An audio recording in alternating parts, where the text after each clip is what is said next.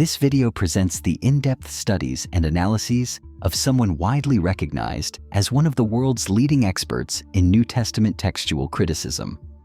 We're not talking about just another commentator, but a scholar who has devoted his life to reading, translating, comparing, and examining every single line of those sacred texts. His name is Bart D. Ehrman. His story and his work reveal, once again, that the greatest dogma in history is a colossal lie, a human invention distorted and manipulated over time. And piece by piece, the truth is finally surfacing.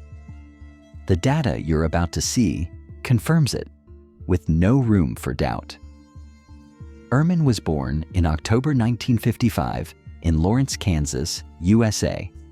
He grew up in an evangelical Christian family, in an environment where the Bible wasn't just a book, it was the ultimate authority, the absolute guide for life. Every sentence, every word, every verse was considered sacred, infallible, written directly by God. And in that context, at just 15 years old, he developed a radical faith that led him to call himself a Christian fundamentalist. Driven by that conviction, he embarked on a rigorous academic journey, fully focused on his faith. He began his studies at the Moody Bible Institute, a conservative theological school designed to train preachers, missionaries, and defenders of Christian orthodoxy. He then continued at Wheaton College, one of the most prominent evangelical universities in the United States, known for producing influential Protestant leaders. Eventually, he was admitted to Princeton Theological Seminary, a top-level theological institution that combines critical biblical scholarship with training for pastoral ministry. There, he learned the ancient languages, Greek, Hebrew, and Aramaic. He specialized in the study of the New Testament, and that direct contact with the sources changed everything. The deeper he dove into the manuscripts, the more contradictions he uncovered, interpolations, transcription errors, and significant textual variations.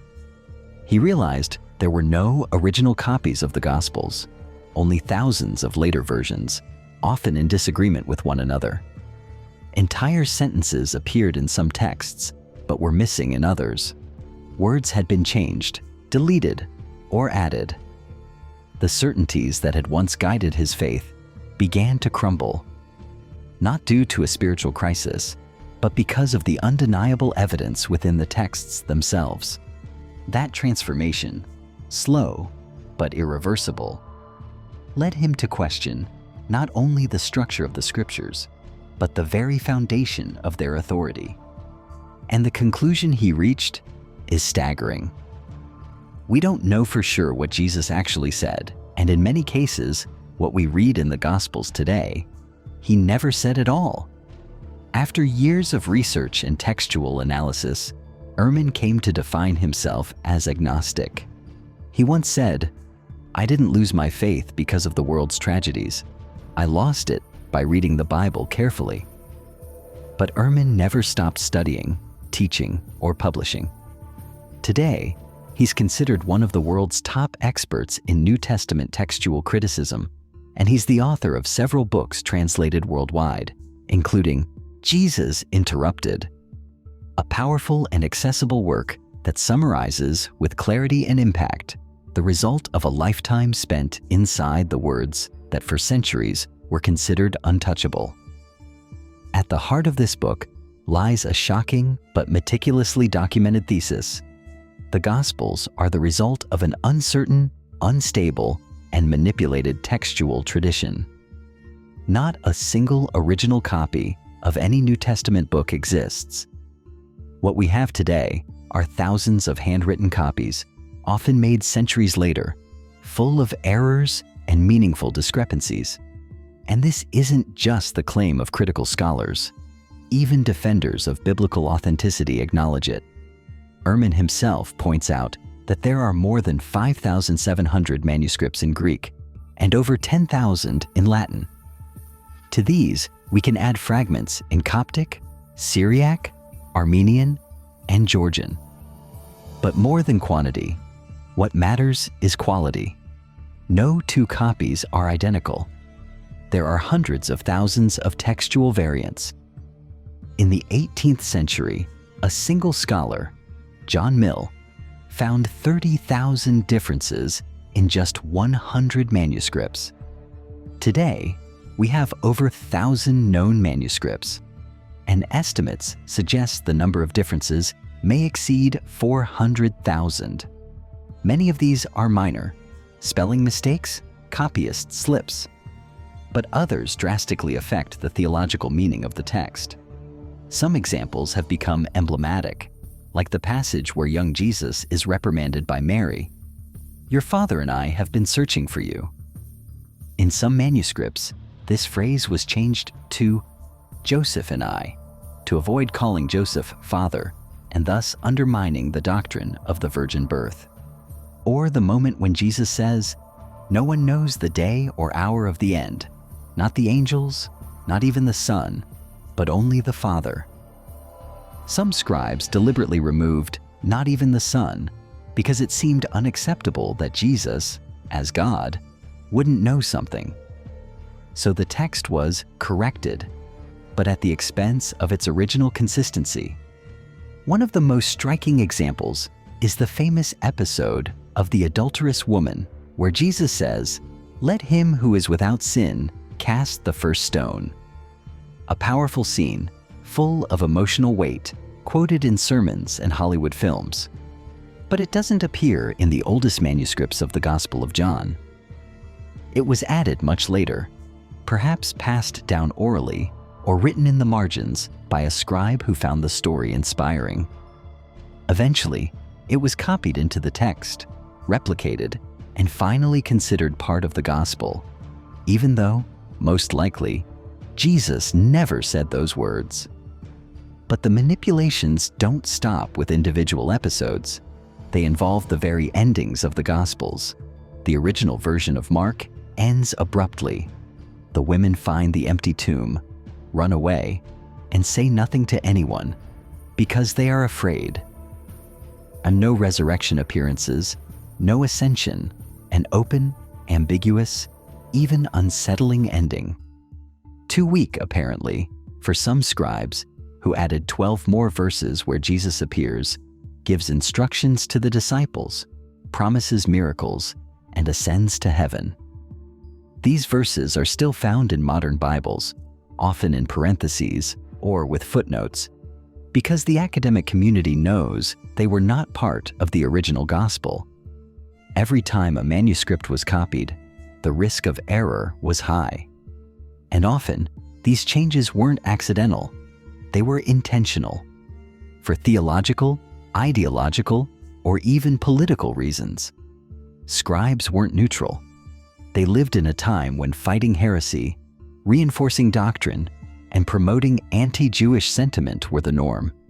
If a passage seemed ambiguous, it was fixed. If a line raised doubts, it was changed.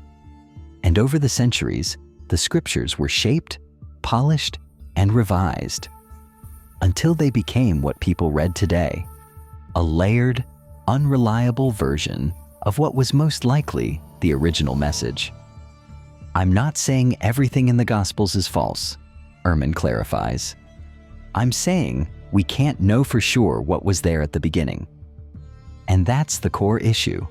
It's not just theological, it's philological, historical, and cultural. If the text isn't secure, what can faith be based on? How can we call it the Word of God if we don't even know what the words were? One of the most compelling parts of the book is when the author describes how his own faith collapsed under the weight of academic discovery, and he does so with respect and sincerity, never with provocation, precisely because he knows how destabilizing these truths can be. His goal is to show that there is another way to approach sacred texts, with critical thinking, historical awareness, and intellectual honesty.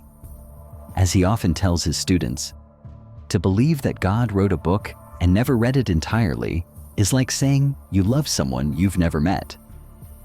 Harsh words, perhaps, but fair. Because what Ehrman is proposing isn't nihilism, it's honest inquiry. Jesus Never Said It is a book that forces the reader to think, to break free from imposed dogmas. Because faith, if it's meant to be strong, can't be built on illusions. It must pass through doubt, through questioning, through the hard work of reading between the lines of texts that have been altered and reinterpreted for centuries. The Bible is not an immutable book. It is a collection of translations, mistakes, omissions, and human choices. Once again, we move one step closer to what we might call absolute truth, or at least the end of a grand illusion. Increasing historical, philological, and textual evidence clearly shows that what has been preached as the divine word is, in reality, the work of man, not God. And perhaps God, in all this, was never really there. To blindly believe in a text altered over centuries, to believe in an image crafted at a desk by human hands, is no longer an act of faith, but a mental limitation. A mistake that more and more resembles a conscious, ethically questionable choice. But there is good news. The destiny of humankind seems to be moving toward a higher level of awareness, one capable of correcting many of the errors built up over time.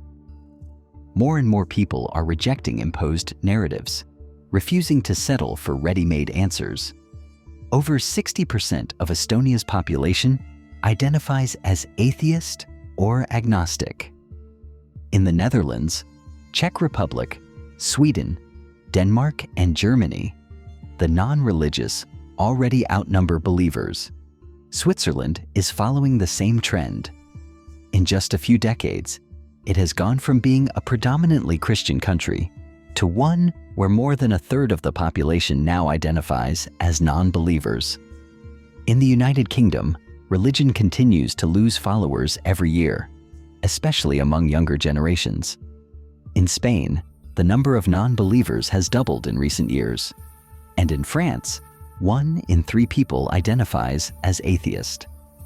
In the United States, the share of adults who describe themselves as having no religion has surpassed 30% and continues to rise, now outnumbering both evangelical Protestants and Catholics.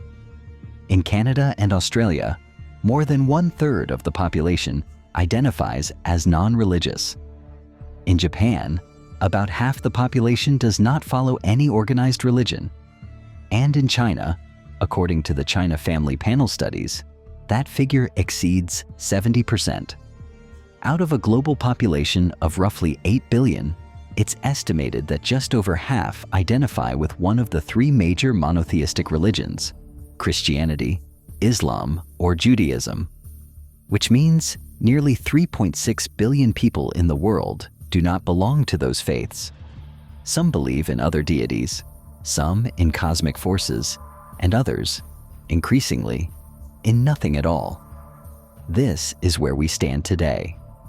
In a time when research and science have provided concrete answers to questions that once seemed eternal, the idea of a God who wrote a book, left a message, and imposed a single truth begins to reveal all the cracks of a belief system that may have served a purpose in the past, but not anymore.